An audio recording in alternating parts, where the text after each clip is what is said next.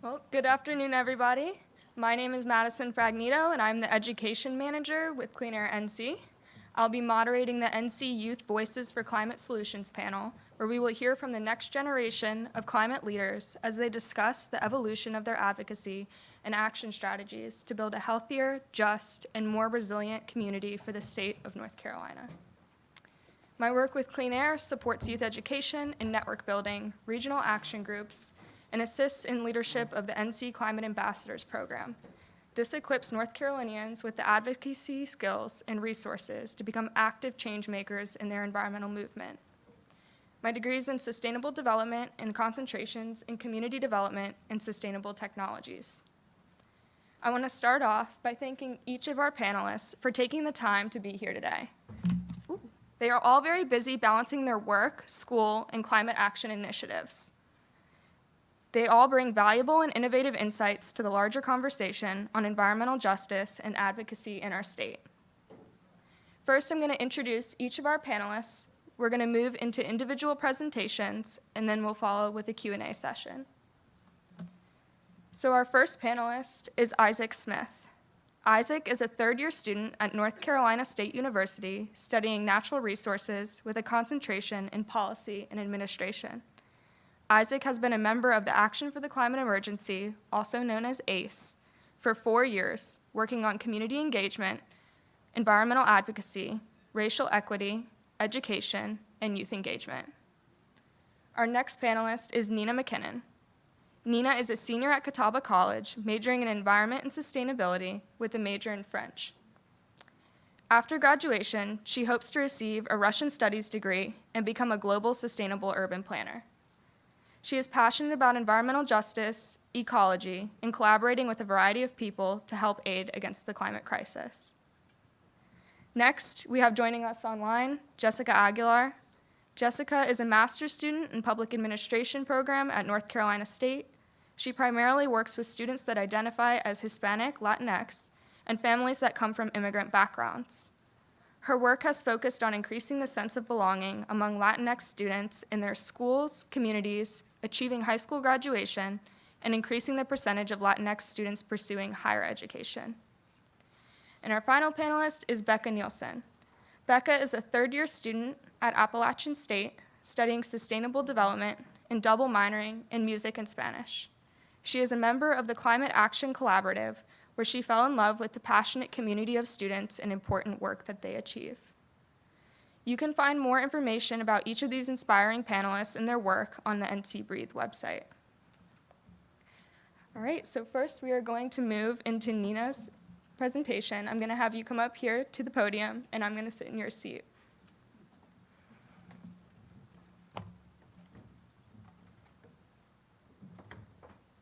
Keep it warm for me? All right, can everyone hear me okay? All right, I will do my very best to make this 5 minutes. So today I'll be speaking on the importance of public transportation and adapting North Carolina cities into walkable communities. If you could scroll down a little bit, thank you. So first I wanted to start off with something a little bit more interactive. Here I have 2 different photos, and you're able to toggle that to the side to see both of them.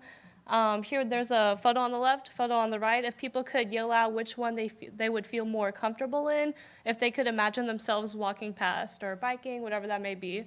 So left photo, right photo. Right? Okay, thank you. I did this with my roommates and they said the wrong one, and I'm like, okay. So the one on the left is actually a couple blocks away from my middle school. You could see E.E. Waddell Language Academy, and then the one on the right is Plaza Midwood area in Charlotte. And the reason why most people will gravitate to this photo is for a number of reasons. There are more green spaces in this one. You could see that there are 3 different lanes, one for cars, one that's off to the side for a bike lane, and then another median, and there's a pedestrian sidewalk there. Additionally, the trees there provide cover, so during the summer it's a lot cooler and more comfortable to walk in. If you could scroll down a little bit. Thank you. So this, I noticed that you guys were mentioning this in the previous panel, but this is what a walkable community is, and there are many different facets that are a part of this. But most distinctly, there is a 5-minute walking time in order to prioritize pedestrians and people as opposed to cars. And that 5-minute walking time is referring to where one lives and where they go to on a daily basis. So work could be a 5-minute walk, school, going to a grocery store, whatever that may be. And how is public transportation involved in this conversation? Well, since we already have pre-designed cities, the public transportation makes it possible to go farther to more distances and more places within that span of 5 minutes. And it's also very important for a number of other reasons that I'll get to further in this presentation.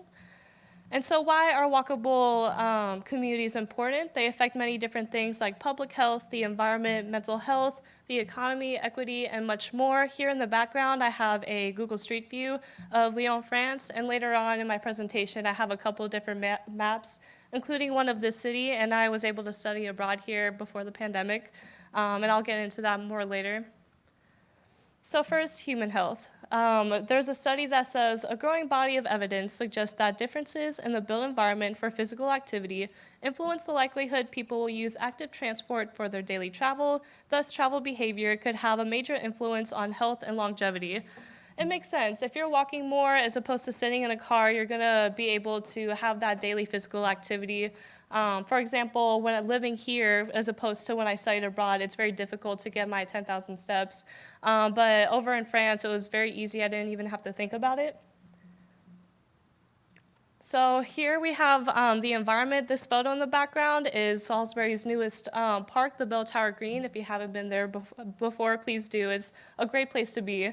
And these walkable communities are very important. The urban green spaces provide a place for people to come together and to experience nature for groups of people that may not have the opportunity to do that regularly, especially in urban environments. And also, if there's less driving, it's better for the environment, of course. And so now we have mental health. With the green spaces that I mentioned before, those are very good for one's mental health. There are many studies that prove this. It's better conducive to socialization if everyone has access to public transportation as opposed to people spending a lot of time and money in order to have personal vehicles. And since physical health is improved, therefore mental health is additionally improved. And there's another article that shows that adding 20 minutes to your commute, makes you as miserable as getting a 19% pay cut. And I think those who have had long commutes can understand this. And last but not least, it is more economically productive for a city and also individually. In the city, you're much more able as a consumer to go from place to place as opposed to driving all around town. And personally, cars tend to be the second most expensive thing in a household, aside from housing itself. And it's very expensive. Compared to when I studied abroad, it costs 32 euros, maybe about $40 a month for all the public transportation, compared to hundreds or even thousands of dollars to have your own car. Here I have some maps that I created using ArcGIS. This is Salisbury, and here we have the bus line shown with the black lines and the dots as the bus stops. And the blue represents a 5-minute walking time away from that. We have an okay, I'd like to say, public transportation system, but for example, we don't even have a bus stop at Catawba currently, so it makes it very difficult if you don't have a car to move around.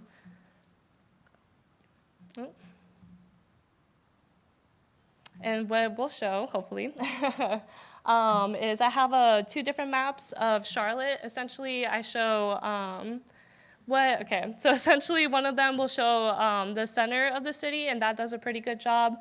But if you go around where I live, near Matthews, South Park, there is less public transportation. For me, it would take 15 minutes to walk to the nearest bus stop. And then finally, the last map, if it will show, or the last 2 maps will be of Lyon, France, and the whole map is covered in blue. It's very easily accessible. And finally, I'd like to leave you off with the importance of equity in this conversation. Not everyone can drive, not everyone has the ability to.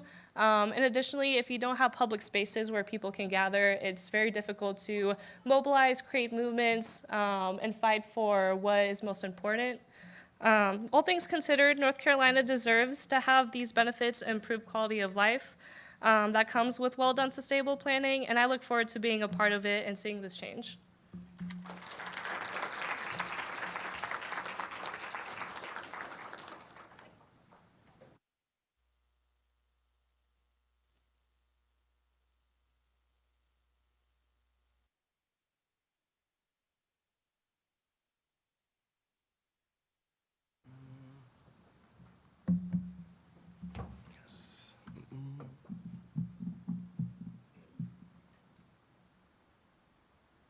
Okay.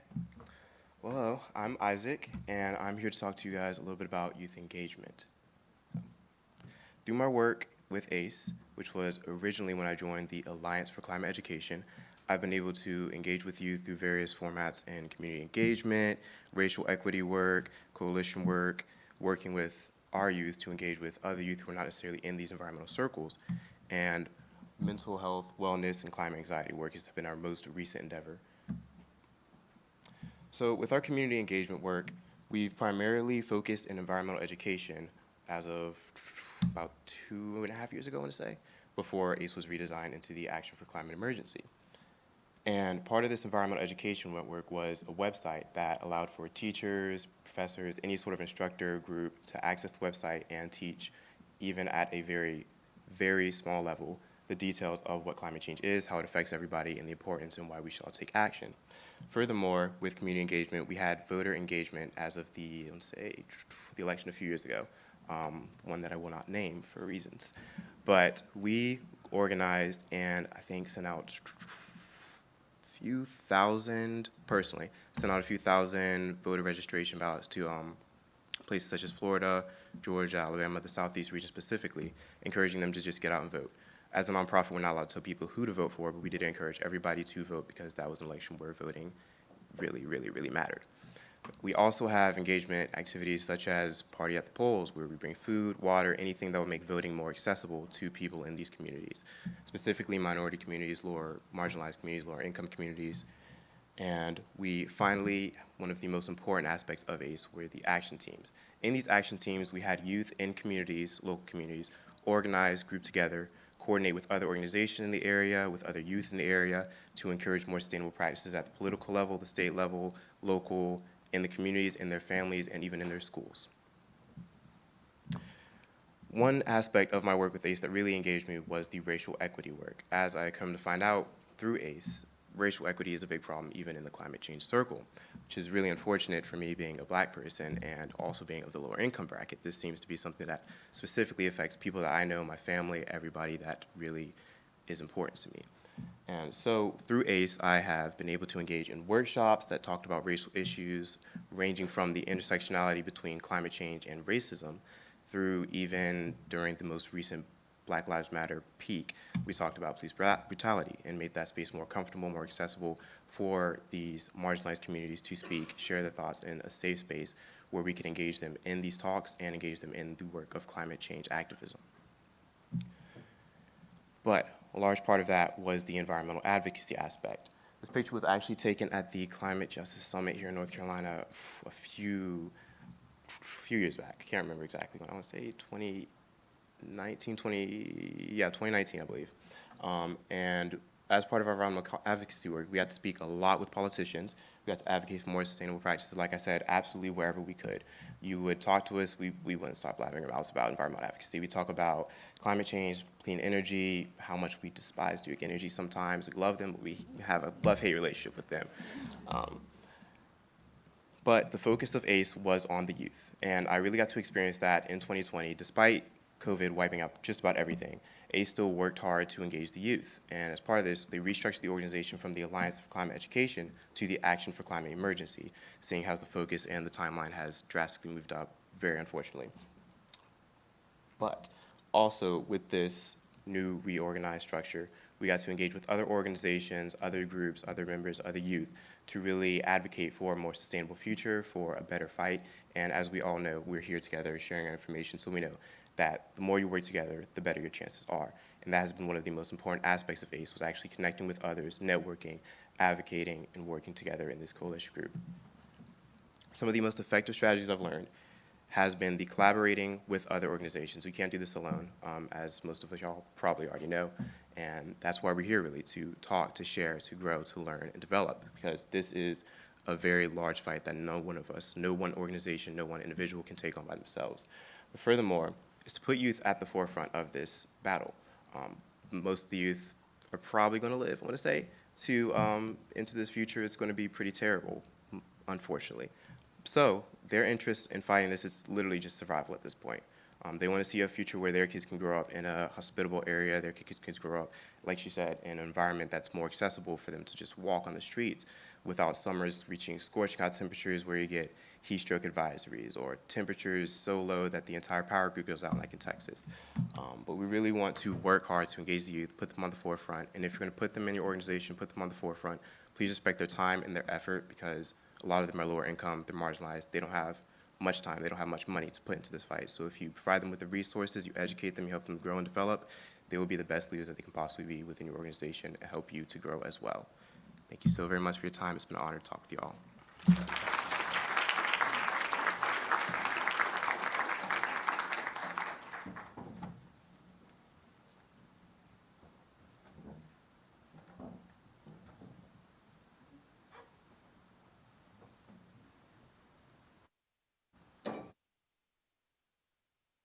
Aguilar presenting. She will be the Zoom participant.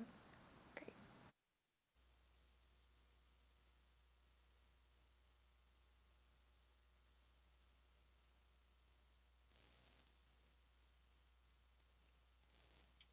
Good afternoon, everyone. I'm just going to pull up my screen. Oh,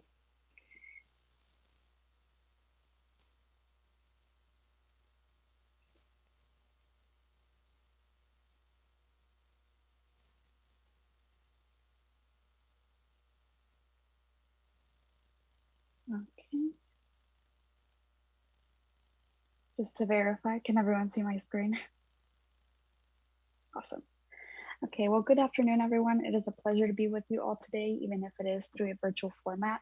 Today, I will be discussing the impacts caused by hurricanes and the disparities that come to light during these natural disasters.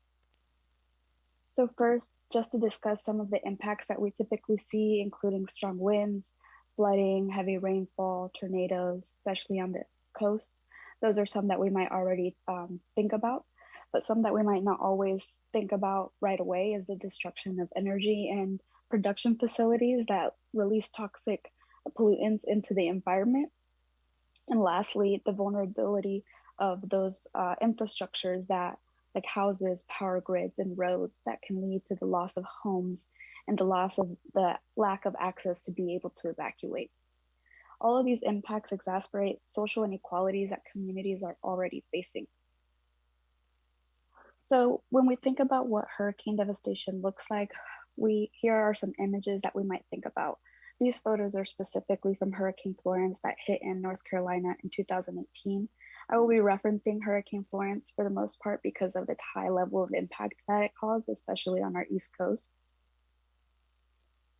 Apart from that, when we are hit by hurricanes, we always anticipate aid from community resources. Just to name a few that helped us during Hurricane Florence, we had American Red Cross, United Way, Habitat for Humanity, and FEMA. The question, however, is who has easier access to receive these resources from these organizations? Now, I would like for us to look at what it might look like for someone to survive a hurricane from a more vulnerable community. These images are actually real images from the destruction of Hurricane Florence that completely destroyed trailers that used to be homes for many families.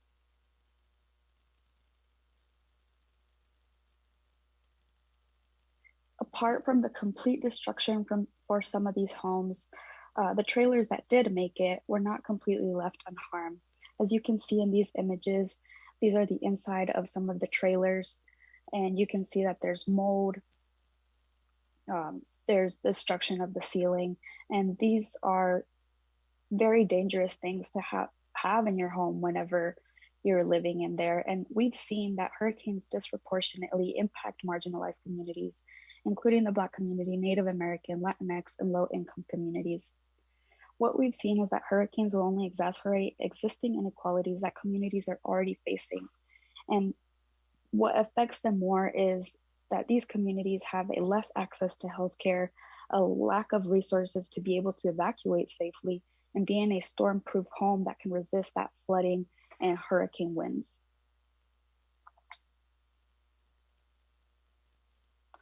So now I want to talk a little bit about the barriers that the Latinx community specifically faced during Hurricane Florence and the initiative that UNC Wilmington, Centro Hispano, and Latino Alliance used to alleviate them. When Florence hit, we noticed that the Latino community, especially in rural Pender County, North Carolina, was not accessing resources, and we investigated why. So, what we found was that there was a language barrier and there was a fear of accessing resources, as well as a lack of transportation.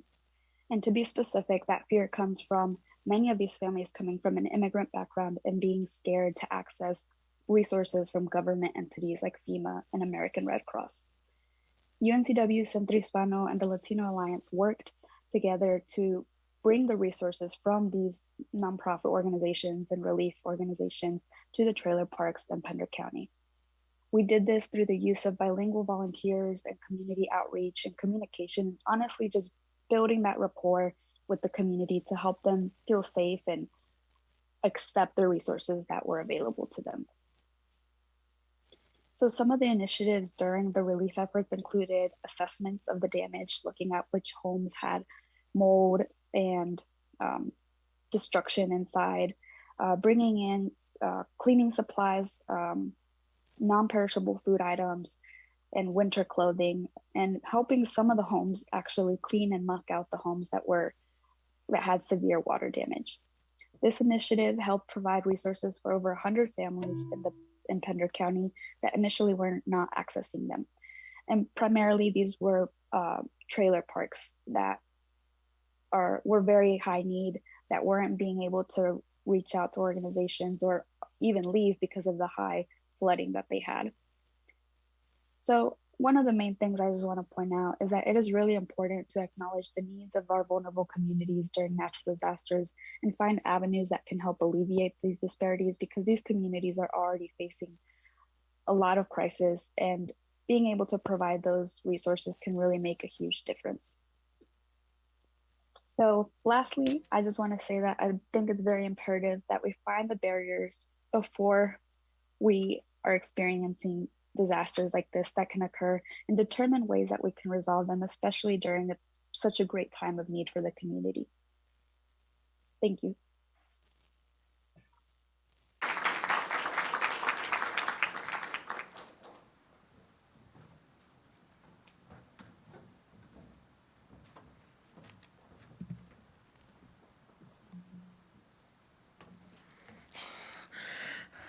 Yeah.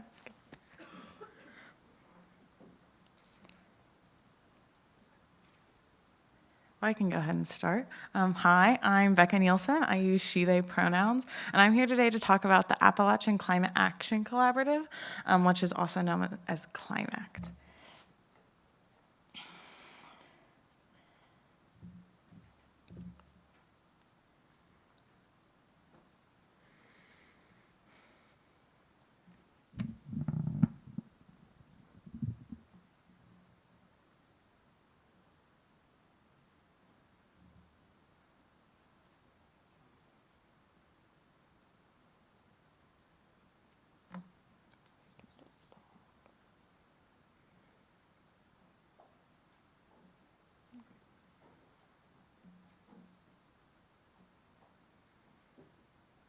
There we go.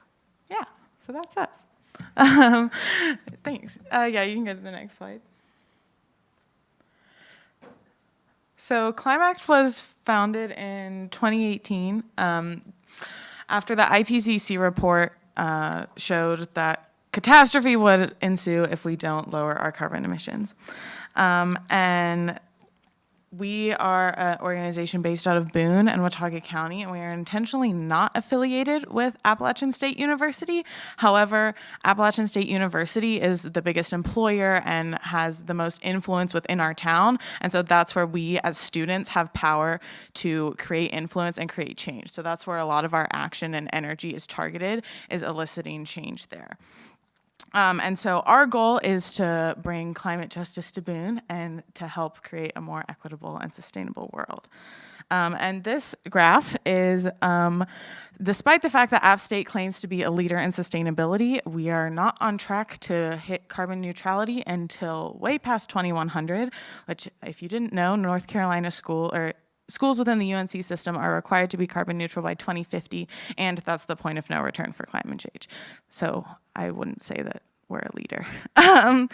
If you could go to the next slide. And so feeling really a lot of despair and a lot of anxiety about what our futures hold, we looked to the model of a just transition, of how can we change this world while centering justice to be, rather than prioritizing profits and extraction and exploitation, what if we prioritize social well-being and ecological well-being, and created this world where anthropogenic climate change couldn't happen. And so that's the dream. If you could go to the next slide. And so since our founding in 2018, we've had 3 phases, if you will. Our first is asking administration, the next is demanding, and then we're currently pressuring administration. During our asking phase, we held a people's assembly. We met a lot with the Office of Sustainability, which is an office within our university. We unanimously passed a student government and a faculty senate bill requesting carbon neutrality by 2025 and 2035, and carbon neutrality goal is still 2050. We also had 130 faculty sign on to discuss climate change more within their classes. And then the university began writing their climate action plan, and they held a lot of interest meetings. We want your feedback, we want your input. And so we went and said, we want justice and equity. We want explicit language addressing it in this climate action plan. And we were pretty much ignored and belittled, and the climate action plan was published and finalized as it is. And so then we went, and if you can go to the next slide, and wrote our own climate action plan, and we call it the Just Climate Action Plan, where we laid out explicitly using language, explicitly laying out how Appalachian State and the surrounding community can center justice and really tangible, financially feasible, very simple, concrete, easily explained goals as to how App State could really be a leader in not only sustainability, but justice. And nothing really came of that as far as I know. And so then we, if you could go to the next slide, sorry. And so then we wrote a set of demands, and we realized that the Office of Sustainability didn't have the power to make the change that we wanted. So we went to the next level up, which was the chancellor, and then we went to the next level up, which is the board of trustees. So if you can go to the next slide. We wrote these 4 demands that urge for collaboration, as well as committing to redistributing and reinvesting university funds to support the vision of a healthy and sustainable community. We got a petition with over 2,000 signatures signed in support of these demands. You can go to the next slide. We held a protest showing there's wide community support for these demands. And finally, the day that they were due, December 3rd, 2021, to accept our demands, we held a town hall. And the message we received from the Board of Trustees was that we need to meet with the Office of Sustainability if we want to make change. Yeah.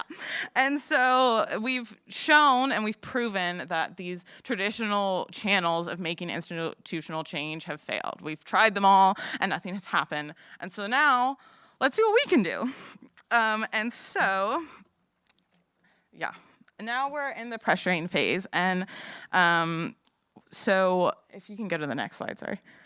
So primarily we're looking at a coalition. Climax is not the only organization or group of people that has faced essentially these exact same scenarios. There's a group called Black It Up that created a list of demands, similarly deflection tactics. Also, the community members have been explicitly silenced, and the faculty senate has also been explicitly silenced. So we're looking at collaborating with them and how we can, rather than all of us hitting the same dead end, hitting, a confluence of power and a meeting point. And then if you can go to the next slide. Yeah, perfect, sorry. And so what are our next steps? They told us to meet with the Office of Sustainability, so we have to keep meeting with the Office of Sustainability. But otherwise, we're looking at coalition building. One of the things we're trying to do is, since we demanded that they put their funds into Black and women-owned businesses, we're trying to do the same. So we're hosting a benefit show, and all that money is going to Black and Boone, Southern Queer Zine, and the Watauga Housing Forum. And then also from the town hall, we created a steering committee has emerged, which is a group of community members who are deciding how they think that action should be best created, because as a white student who is an outsider, the majority of us, that's not our call to make. And then finally, we are trying to highlight the truths about the harm that is going on at App State, and that what is marketed and what is actually happening is very different, and we'd like to lift that fog. And we will continue protesting the Board of Trustees and doing other forms of nonviolent civil disobedience. And if you go to the next slide. And so that's how you can get in contact with us if you're interested in any of the work we're doing or having any questions. And I'm so grateful for having you guys listen, and thank you for your time.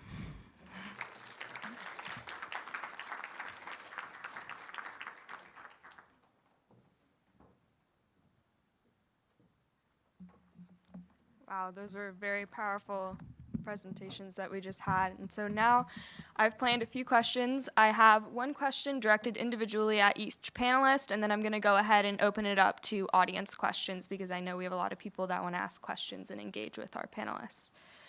So my first question, I'll ask Nina a question about public transportation. And so public transit will continue to be a critical foundation for shared mobility in our communities. How would supporting mobility ecosystems in an area such as Salisbury impact the health of individuals and the community as a whole, in your opinion?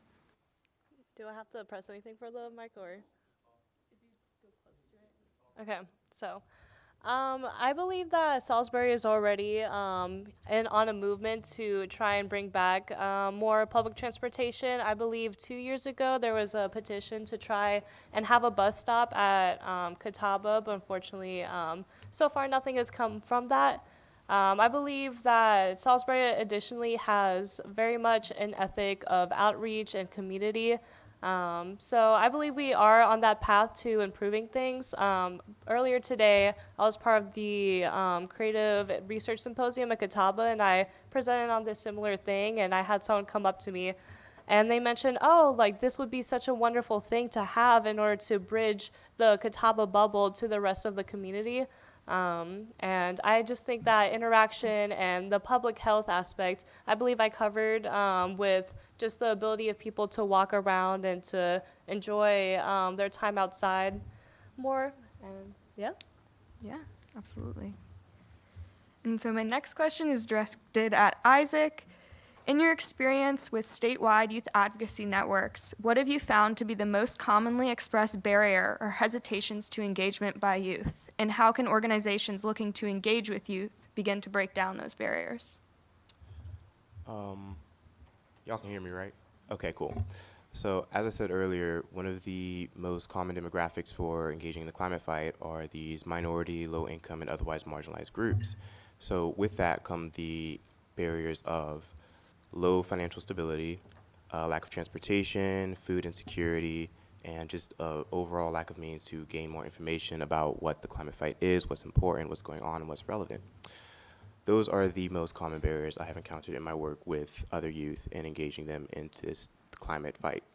So ways to overcome that would be actually just respecting their time by providing them with food, the resources they need. When I was with ACE, let's say 2019, 2020 era, we had the action teams before I was a part of the youth advisory board.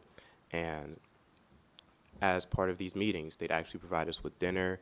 They'd pay our gas money if we need to. They'd help carpool, get everybody to the meeting so that way we can actually all be there, be present, and not be worried about things such as finances, food, or how we're going to get back home, how we're going to get to this meeting. And also we got, say, a stipend about every semester, academic semester.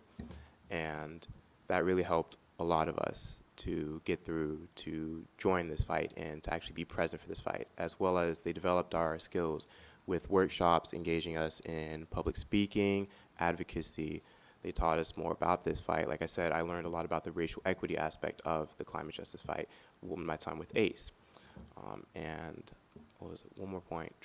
Trying to remember. I lost my train of thought. But yeah, just engaging the youth and actually being their friend, being supportive, helping them, and yeah, providing them with the means to get there, providing them with the means to be there, and providing them with the means to not have to worry about school and academics. I'm a college student, that's what I'm going to say. It's a little bit different for me. So my main concern is like rent.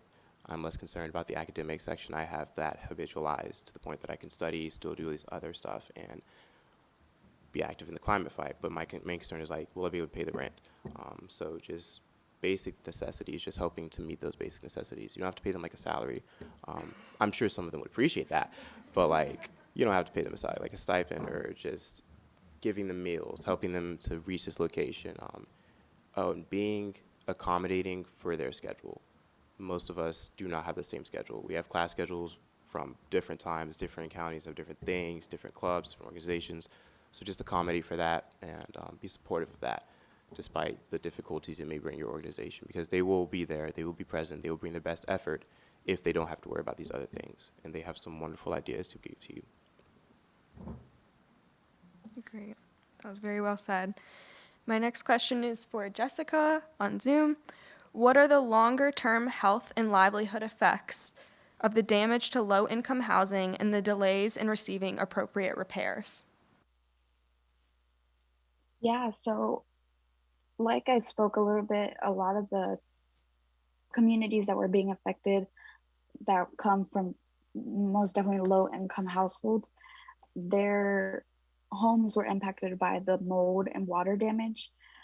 And a lot of the times, because of lack of funds, it's hard to try to fix those repairs. And a lot of the trailers that were impacted, these are rented.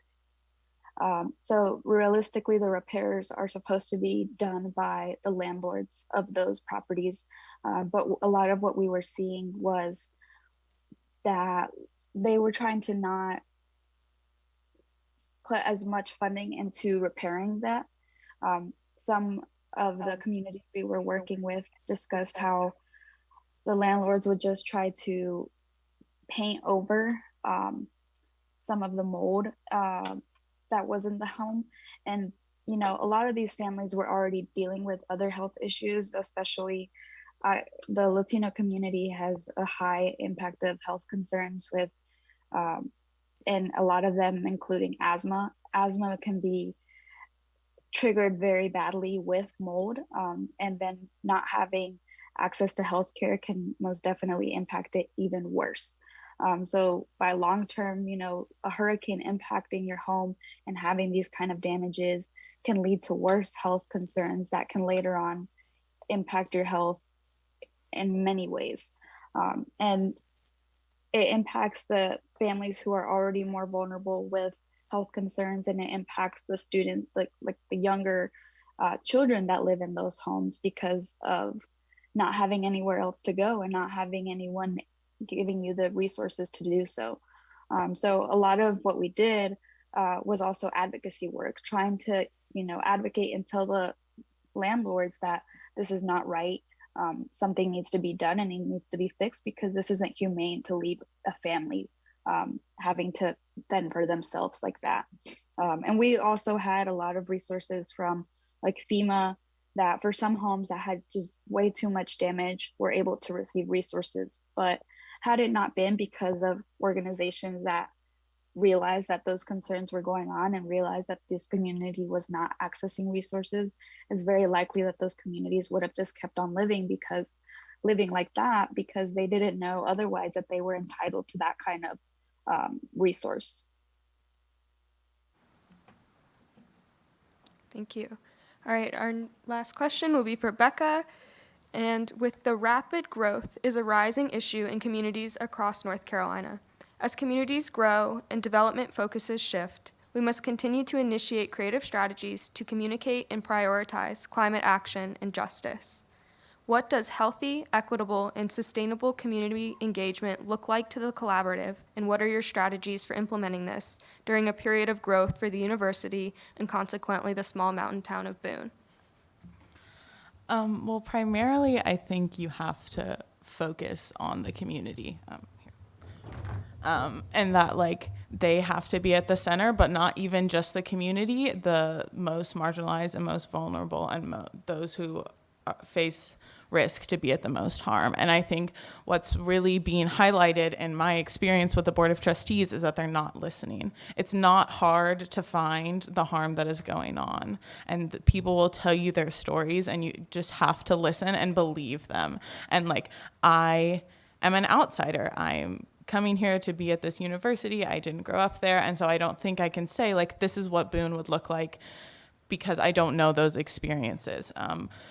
But to your point of growth, it really depends on how you define growth and whether like equitable, sustainable growth exists. Because currently, like, growth is just cutting down trees and building up buildings, and growth for the sake of growth, and profits for the sake of profits, and like just doing it to get it done and make it look good. It's not there to be equitable or kind or sustainable or care about the people that it's harming. And so if you're willing to redefine the term of growth, like, we don't need to grow. We have plenty of buildings. I think about this all the time.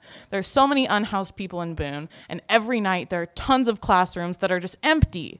Why can't we just put beds in there? Like, just give these people a place to stay. And that, like, we don't need new spaces. We need to revolutionize how we use these spaces. And so if you're gonna change growth to mean like fundamentally restructure society, then I do think that growth can be like equitable and sustainable. But if you define growth as building a building or cutting this lot, there is no way. It's not sustainable, because that's what we've been doing, and that's what got us here in the first place. You can't, in like, development and growth got us into the problem of climate change, and it's not going to get us out. If nothing changes, nothing changes. And if we want to like get out of climate change, we have to revolutionize, and not revolutionize like big, scary, like, just change what we're doing. But really, like, there's a deadline, and like, we've got to do stuff, or like, it's going to be really bad. And like, I think when I say things like this, I get these looks of like, oh my goodness, like, what are you talking about? Or like, oh, you're just 20, you're just an optimist.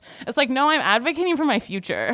And that, like, along with the point of listening, like, listening to youth, and that, like, we need everyone's help to make this happen. And so I think, sorry, back to the question though, but like, along the terms of growth, for growth to be equitable and sustainable, you have to use it in a completely new, completely like different definition that like you almost would feel like you're using the word out of context.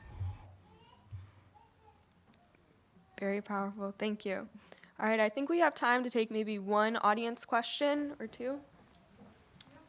Okay. This question builds on, I believe, Jess's response to your question.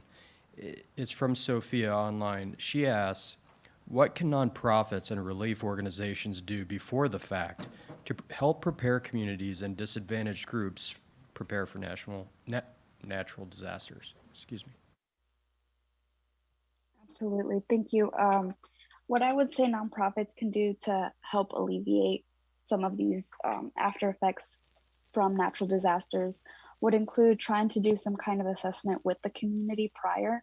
I know for Hurricane Florence, we waited very long before trying to implement certain things to not be impacted as highly as we were. And it was too late before families completely lost their homes. Another thing was the fact that nonprofits also have, you know, things that they have to accomplish as far as assessment, as far as noting down how many services they're providing and who they're providing it for. I think the fact that we noticed that the Latino community was not, didn't feel that comfortable to access these resources comes to show that we're not doing something right, that we need to build that rapport with that community, and that we need to make it easier to access, especially with the, you know, a lot of times we as nonprofits have to access information. And if you come from a Latino immigrant background, sometimes it's a little scary, it's intimidating to want to give out your personal information, especially when we ask for so much information, you know, their address, their name, just a lot of information that, you know, when we were giving out those resources during that, during those relief efforts, we decided to only take a first name, and we already knew we had a center to where communities could come and pick up their resources, but we did not note down anything, and we made sure that they felt comfortable and knew that we were not going to use that information in any other kind of way or form. So I think I would say definitely trying to build that rapport with the community, trying to provide assessment, especially for more vulnerable low income families that really don't have anywhere to go. As you guys saw, the trailers that were completely destroyed from the trees that fell over, for the most part, everyone evacuated, but there was some people that did not. And no, they didn't. It didn't cause death because they were lucky enough, but realistically, it could have. And those are just some of the things that we don't think about sometimes. So I would just say that, as a community total, not even just nonprofits, we need to be more active on what we're doing before these natural disasters hit and how we're going to help the community, because the aftermath is so much worse. And there could have been a lot of preventative measures that we could have done to not have it be as disastrous. Thank you, Jessica. Do we have time to take one more question? Okay. Hi, Angie Shaddis, and I'm going to speak as a parent of someone who is at App State, and I don't hear any of this from Chancellor's emails that I get every week. But in all seriousness, I wanted to applaud you all for the work that you're doing, and all the young people who have been here in this room and virtually, and they're working around the country and the world to push us to move on climate change. I hold you up. We hear you, and we know that it is an existential threat. You have a right to fight for your future. You have a right to demand action, and I want to affirm that. And I also wanted to just say that I think in Becca's presentation, I think probably all of you know the power of coalition. And we have, over many generations, known that a single individual is a drop in the ocean, but collectively, we can really make a difference. And I'm just going to leave you with a quote by Margaret Mead.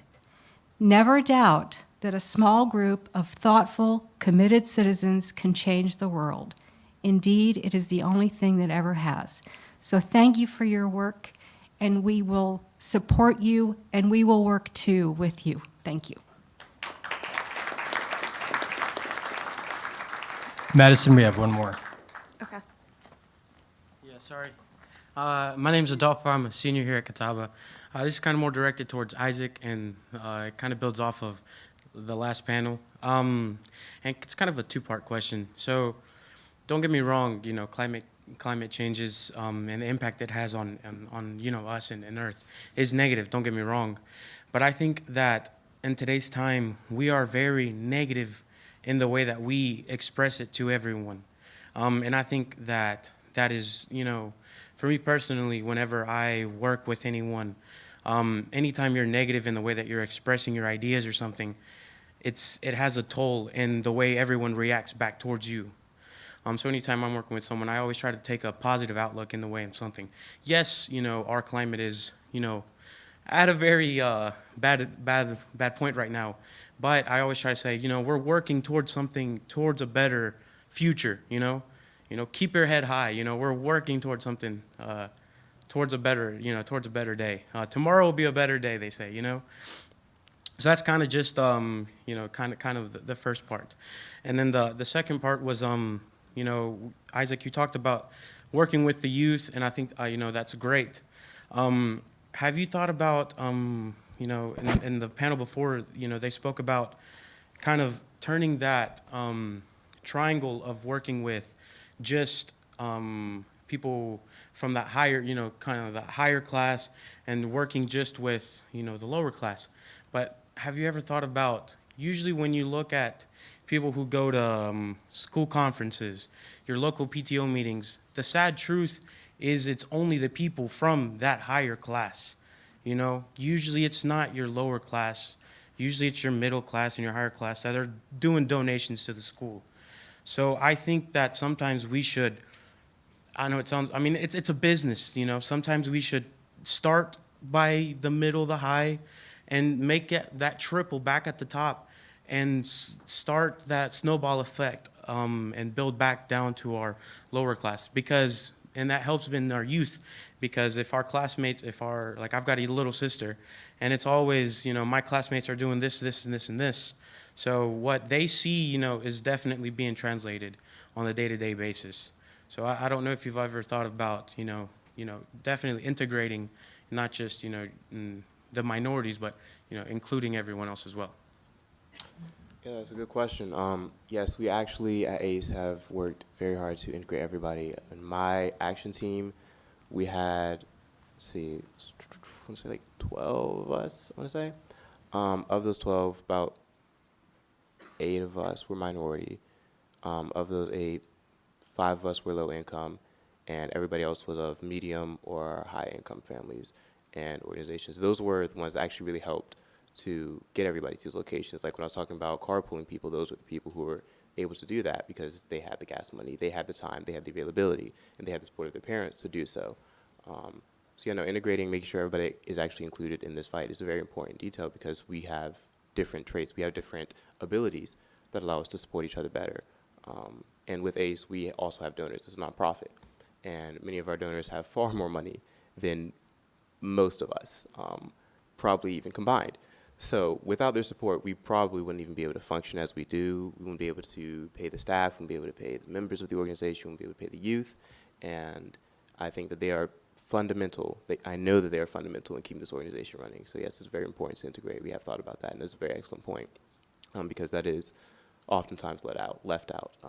Because we do want to focus on making sure that these people, the marginalized communities, are at the forefront of the conversation. But we also want to make sure that everybody else who wants to have a voice can also participate in this, because we need everybody. We need everybody's support. We're not going to be able to make this change.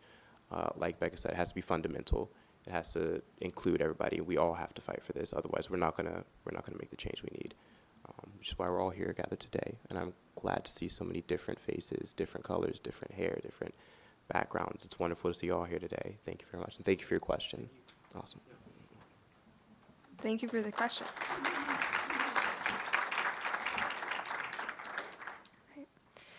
The leadership, action, and community building strategies of the next generation of climate activists we have here today cannot be understated.